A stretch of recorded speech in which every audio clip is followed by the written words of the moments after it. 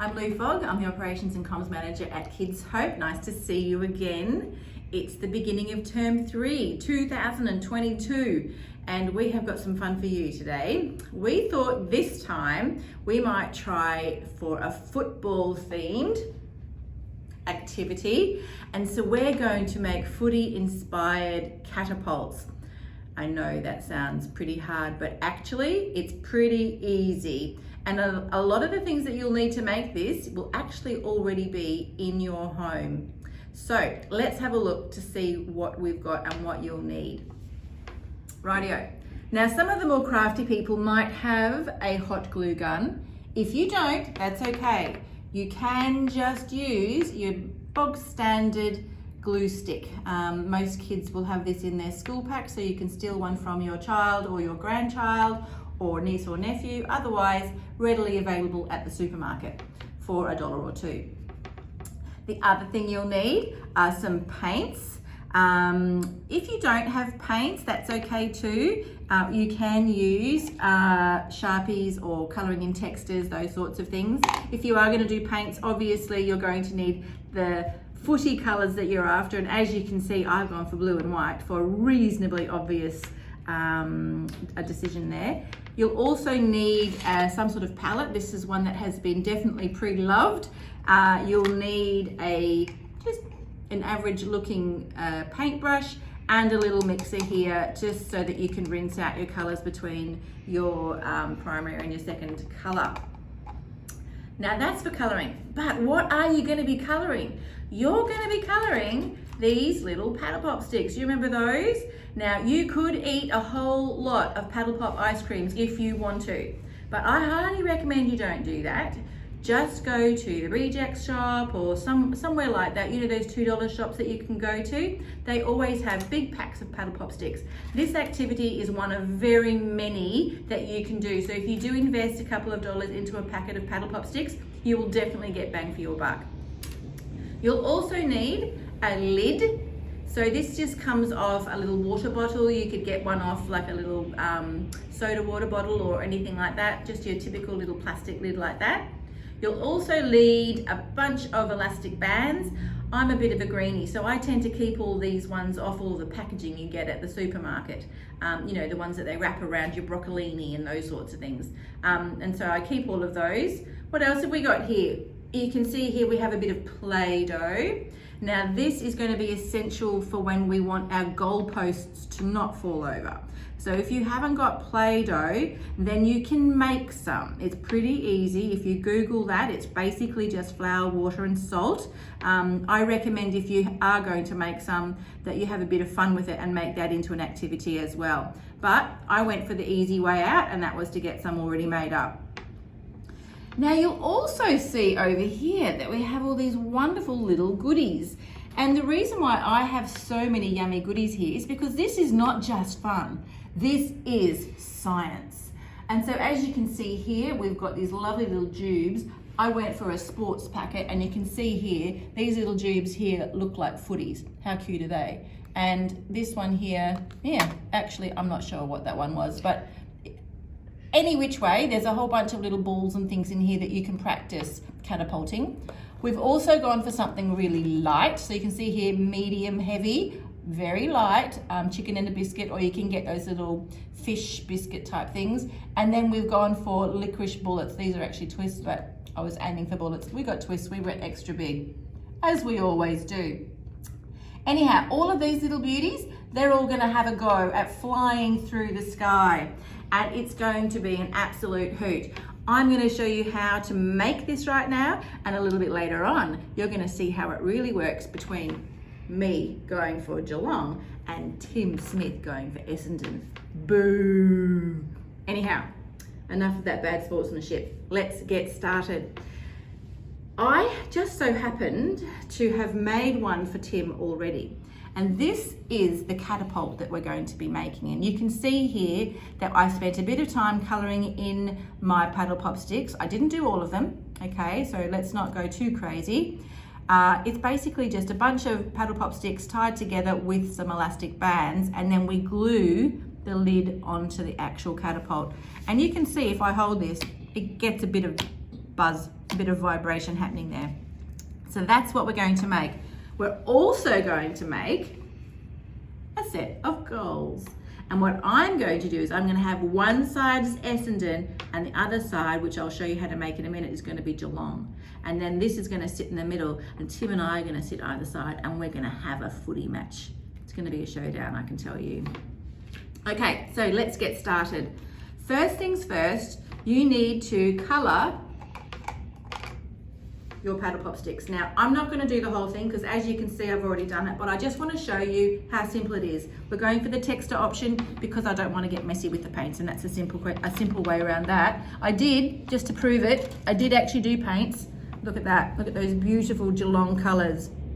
Basically just painting on one colour and then painting stripes on top. Really not any artistic endeavour there. I don't think I'll make a Picasso anytime soon. However, it is fun to put your colours in there. So effectively, if I was going to be an Essendon supporter, I would put my light colour down first. So here we go. I'm just going to do a little stripe because they have that diagonal stripe across their fronts, don't they? There we go. There's the diagonal stripe. And then we just fill in the other side with our darker colour. Dark always goes on top of light.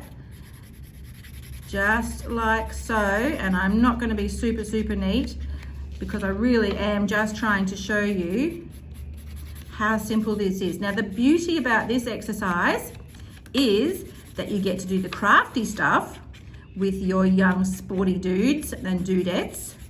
So they are actually doing some crafty handwork, but then they get to do the fun stuff afterwards. See, that was so simple, wasn't it? All done. Now I'm going to pop that aside because I've already made up a bunch of Geelong ones over here, and what I'm going to do is show you what to do. Now because I want to have 3 sticks for my goal, I'm going to keep 3 of these for the goal for later. I've done 6 coloured sticks like this, 3 for the goal and then 3 for the catapult. And the 3 I'm going to do is the one across this top here, and then the, pardon me, the actual hinge itself as well. So let's have a look. I'll need 1, 2, 3, 4 paddle pop sticks, including the top one. So we'll get 3 plain ones from here, pop them all together, whoops, get our Geelong paddle pop stick on the top, and then all we do is wrap our elastic band around the end. Now I couldn't find any blue ones, but I'm going to try and squeeze it into that blue stripe there just so it looks like there's a bit of continuity of colour there, as long as you don't get too close. And then I'm going to do the same thing on this side. Oops, not with that one though, that one just broke. We'll give this another go. There we go. Don't mind all the banging that you can hear in the background there. That's just the building works across the street. I'm not in my home because we're out of lockdown now at Kids Hope, and I am back in the office, and my dear friend from work, Kaz, is doing the filming. Aren't we lucky to be back out and about? There you go. How easy was that? Took me all of what, 30 seconds to do? So 3 plain ones down the bottom and 1 coloured one at the top. And that gives us our base. That's that bit down there in the centre. Then we want to make our hinge. So the hinge, we're just going to put colour and then colour. So 2 colours facing upwards. And we're going to put our rubber band down one end, like so. And with this activity, it's not just about craft, it is actually about science. So if you're very clever, you can actually start to get a little bit of information gathering. You can talk about the distance that you might want to put your hinge and your block.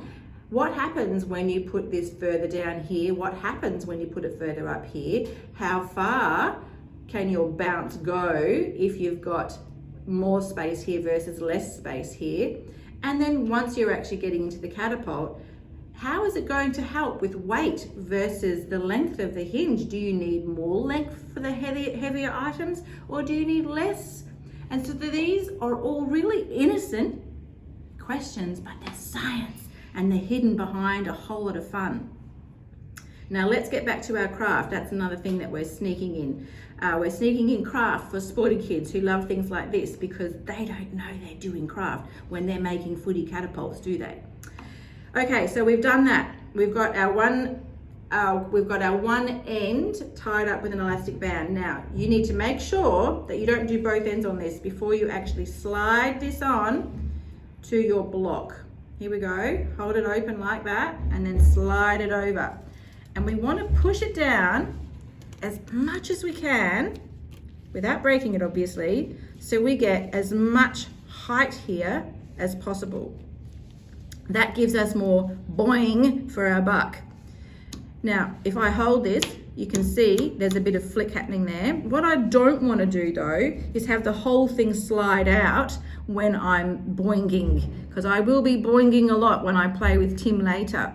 So what I'm going to do is I'm just going to put a safety one in. This is not going to be wound really tightly. It's really just 3 little slips like that.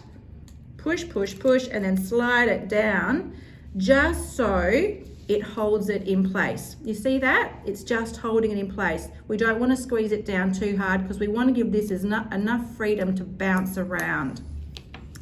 The next thing is another equally easy thing to do. We get our lid, we get our glue, and then we just wodge a whole bunch of glue onto the end of here, like this, big scraping, like that. Can you see there where I've just put a big scraping, and I'm just going to squish it around a bit, like so. There you go. Glue is done.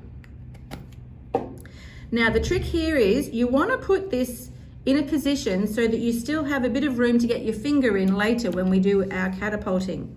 So I would suggest you leave about 1/2 centimetre or 3/4 centimetre at the end there. Just see how you can see I've got a little lip there? Okay, hello, all done. And look at this.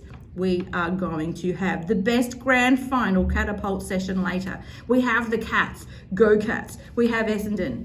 Yeah, I'm not gonna say go Essendon because I obviously want the Cats to win. So let's put these little beauties aside. They're all done. The next thing we want to do, I'll just leave them there so you can see them, is our goalpost. And as you can see, we have one side, which is Essendon, and we are going to now make the other side, which is Geelong. We will need our 3 coloured, hang on, there they are, 3 coloured, and 1 stick, which is neutral down the bottom. So our neutral stick's going to go down here on the base, and then our coloured ones are going to go at the top. And you can see here, all we've done is, once again, we've used our glue, and we put our 2 posts down. We need to put them face down like that because we want the glue on the side that has the no paint on it, basically.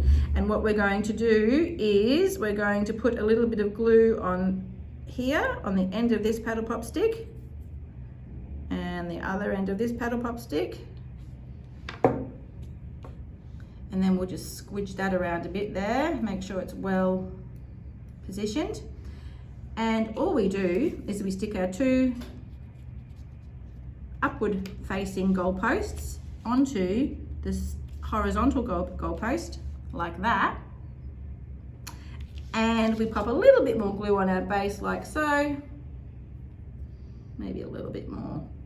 Can never be too generous with glue because we do actually want it to stay in place, just in case those flying fish sticks or biscuits, chicken dinner biscuits and licorice bullets and footy balls go bouncing off the goalposts. Especially if it's Essendon, right? Because he's just not going to get it through. Okay, look at that. Now this is still quite wet, okay? So it's obviously not going to be ready to play with just yet. There's only a little bit of glue in each of the corners here and in the center there to hold it in place.